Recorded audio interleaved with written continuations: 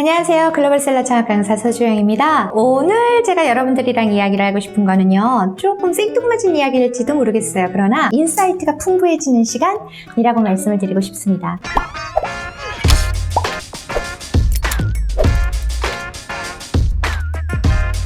전 세계에서 지금 현재 이커머스가 어느 정도로 성장을 하고 있는가, 그런 이야기들을 좀 하려고 해요. 그래서 이커머스가 왜 우리한테 중요하고 앞으로 우리는 어떻게 대응을 해야 할까, 이런 시대에, 다가오는 이 시대에 코비드 19이라고 하는 거와 같이 살아야 될 것 같은데, 앞으로 위드 코로나라고 하잖아요. 애프터 코로나가 아니라 이 시대에 우리는 어떻게 준비를 해야 될 것인가를 이번 영상을 통해서 아실 수 있지 않을까 싶습니다. 글로벌 이커머스 매출이 도대체 어느 정도 될까? 우리나라 말고 전 세계에서 어느 정도 될까? 라는 거를 한번 생각을 해봤어요. 그래서 찾았죠. 그랬더니 아니나 달러 있더라고요. 2019년에서 2024년 리테일 이커머스 세일즈 월드와이드라는 그래프가 있었습니다. 2021년에 4,891조 달러를 기록을 할 거다라고 예상을 하고 있잖아요. 그런데 이게 전년 대비 지금 여기 어떻게 나와 있냐면 14.3% 성장을 한 거라고 나와 있어요. 또 2021년에 전 세계 총 소매 판매 중에 19.5%가 온라인에서 구매가 발생을 할 것이다 라고 예상이 되어 있어요. 이렇다는 건 이건 무슨 말이냐면 1달러, 소매 상품이 지출되는 1달러당 거의 5분의 1, 20%. 5분의 1이 인터넷을 통해서 구매가 이루어진다라는 걸 의미하는 거죠. 그뿐인가요? 2024년이 되면 보시면 6,388조가 이를 것이라고 예상을 합니다. 그러면서 또 8.1%가 성장을 할 거고, 전체 소매에서 이커머스가 차지하는 것은 21.8%가 될 것이다 라고, 이렇게까지 성장을 할 것이다 라고 내세우고 있습니다. 그런데 여러분, 이 자료는 코로나가 있기 이전 자료로 제가 알고 있습니다. 그러니까 지금은 더 많은 성장을 이룰 수 있지 않을까 싶어요. 그래서 또 궁금했어요. 도대체 어느 지역이 이렇게까지 이커머스가 빠르게 성장을 하는 걸까 생각을 하고서 또 찾아봤죠. 그랬더니 어머나, 보시는 저희 이 그래프 한번 보시겠어요? 아시아 퍼시픽 지역이 가장 많아요. 2조 4,480억. 그 다음에 북미가 7,490억, 서유럽이 4,980억, 그 다음에 중앙 및 동유럽이 920억, 남아메리카가 830억, 그 다음에 중동 및 아프리카가 410억이라고 하고 있어요. 와우! 그러면 자, 노스 아메리카 2등서부터 중동 및 아프리카 다 합쳐봐요. 다 합쳐도 아시아 퍼시픽 따라올 수 있나 없나? 못 따라와요. 엄청나죠? 다른 모든 권역대에서도 다 중요하지만 그만큼 이 아시아 태평양 지역에 있어서 이 얼마나 이커머스가 중요하고 얼마나 빠르게 성장을 하고 있는가를 이 그래프 하나만으로도 충분히 아실 수 있지 않을까 싶어요. 그래서 저는 또 궁금했어요. 아니, 도대체 아시아 퍼시픽, 왜 우리나라가 있는 나라잖아요. 도대체 왜 이렇게까지, 도대체 어느 나라가 이렇게 리딩을 하고 있길래 이럴까? 궁금해가지고 또 찾아봤어요. 그랬더니 또 있더라고요. 그런데 가장 압도적으로 정말 리딩을 하고 있는 나라는 아쉽게도 우리나라가 아니었고요. 중국이었어요. 중국이 지금 이게 2021년 이커머스 세일즈 자료인데, 여기가 이제 이마케터를 소스로 해가지고 한 건데, 이 자료를 보니까 2조가 훨씬 넘는 이커머스 매출을 올리는 곳이 중국이래요. 전 세계의 이커머스 매출의 52%를 담당하고 있대요. 엄청나죠?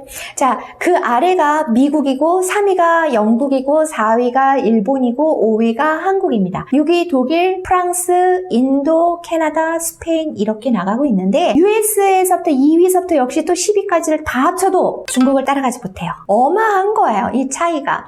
그런데 왜 이게 대단한 거냐면, 전자상거래 원래 원조가 어딥니까? 미국이잖아요. 10년 전 전 세계 최대 전자상거래 시장이 미국이었거든요. 그런데 지금 이게 2위로 밀려났어요. 10년 만에 2위로 밀려났는데 따라가기가 요원해. 그러니 중국이 얼마나 빨리 성장을 하고 있는가를 아실 수 있을 것 같아요. 1위 중국과 2위 미국을 뺀다 할지라도 3위 영국, 4위 일본, 5위 한국이잖아요. 그런데 전년도랑 좀 비교를 해서 봤거든요. 영국의 경우는 약 6.3%가 감소한 수치였어요. 이게 감소해서 1690억 달러인 거고요. 일본의 경우는 아주 소폭 상승했어요. 2%를 상승한 금액이 이게 이제 1408억 달러였던 거고요. 우리 한국은 어떤가 하고 봤더니 한국은 5위인데 지금 1206억 달러 정도의 시장이잖아요. 그런데 이게 성장률을 보면 9%예요. 적지 않죠. 상위 5개국 중에 아시아태평양 지역의 국가가 어때요?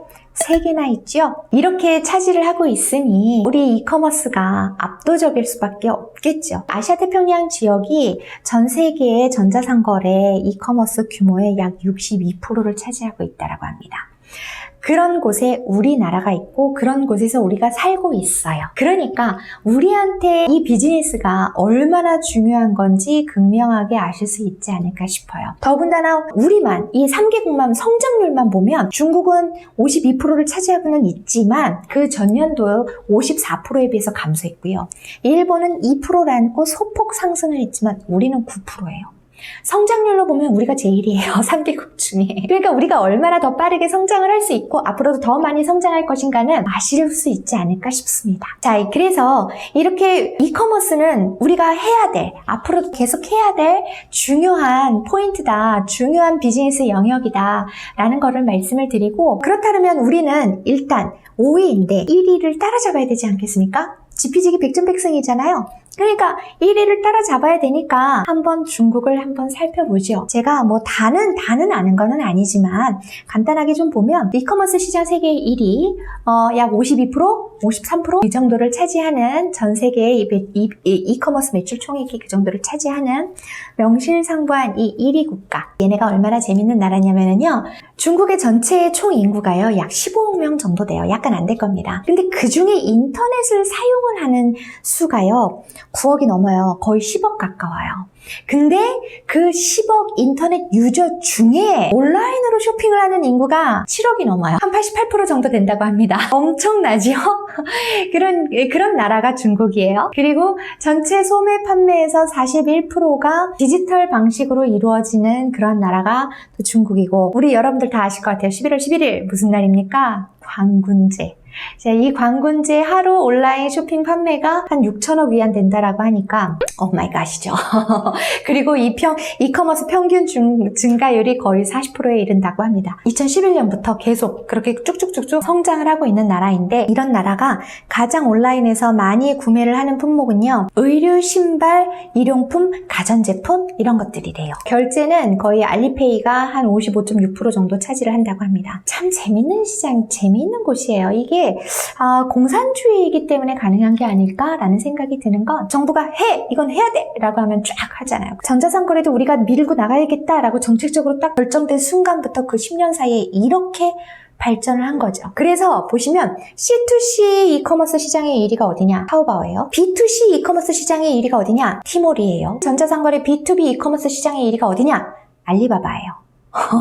정말 대단하죠? 타오바오, 그 다음에 티몰, 알리바바, 이거를 다 가지고 있는 그룹이 어딥니까? 알리바바 그룹이죠. 이 알리바바 그룹이 거의 꽉 잡고 있는 이 이커머스 시장에 지금 또 찡둥이 있고, 그리고 판도더가 있고, 이렇게 3자가 막 열심히 플랫폼을 해서 달리고 있는 나라가 중국이고요. 연평균 크로스보더 성장률이 아까 2011년부터 거의 40%였다고 했잖아요. 이렇게 계속 성장을 하고 있고, 그 중에서도 라이브 커머스가 거의 200% 이상씩 성장을 하고 있는 나라가 중국이라고 합니다. 어떠세요?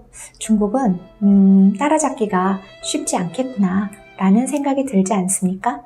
그래서 하나를 더 찾아봤어요. B2C 온라인 리테일 소매 마켓 플랫폼에서 가장 많이 사람들이 구매하는 곳은 어딜까? 중국 시장에서. 그거를 또 봤더니 조사한 곳이 있더라고요. 그래서 보니까 티몰이 가장 압도적이었습니다. 티몰이 64% 정도 나오고요. 그 다음에 찡둥이 한 26%. 이 두 개 회사가 거의 뭐 90%를 차지하고 있다라고 보시면 될 것 같아요. 그리고 그 뒤로 수닝이 5.4% 정도로 쉐어를 하고 있고, 중국이라는 시장은 거대하다라고 보여집니다. 그래서 당분간은 이 중국의 이커머스 시장을 앞지르거나 대적을 할 만한 곳들이 쉽지는 않을 것 같다라는 생각을 하고 있고요. 특히 작년에 코로나를 통해서 사람들이 더욱더 온라인 구매로 전환을 했거든요. 그 전환이 온라인이 끝나도 계속 지속이 될 거다라고 다들 전망을 하고 있어요. 이런 중국을 보면서 우리도 으쌰으쌰 해야겠죠? 우리도 할 수 있다. 중국만큼 우리도 할 수 있다. 이런 희망을 좀 가져보고요. 특히 그 2020년 코비드-19 이 팬데믹으로 인해서 전체 소비 지출이 굉장히 침체됐잖아요. 특히 오프라인 지금 너무 심각할 정도로 안 됐고 정말 좀 아쉬운데, 그런 가운데에서 온라인은 확 성장을 했단 말이죠. 이거는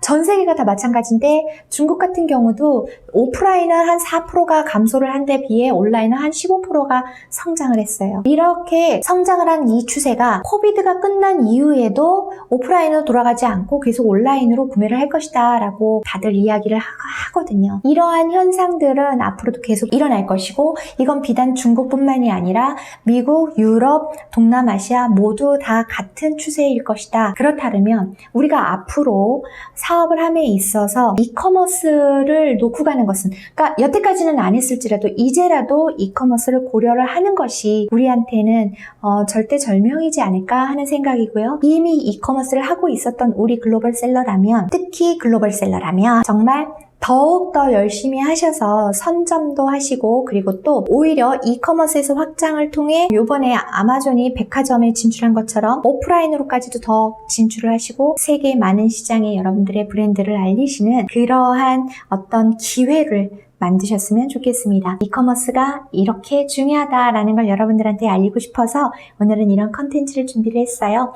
조금 재미없었을 수 있을 것 같습니다. 그러나 여러분들께 도움이 됐기를 바라면서 다음에는 조금 더 재미있고 더 좋은 유익한 주제를 가지고 다시 만나도록 하겠습니다. 수고하셨습니다.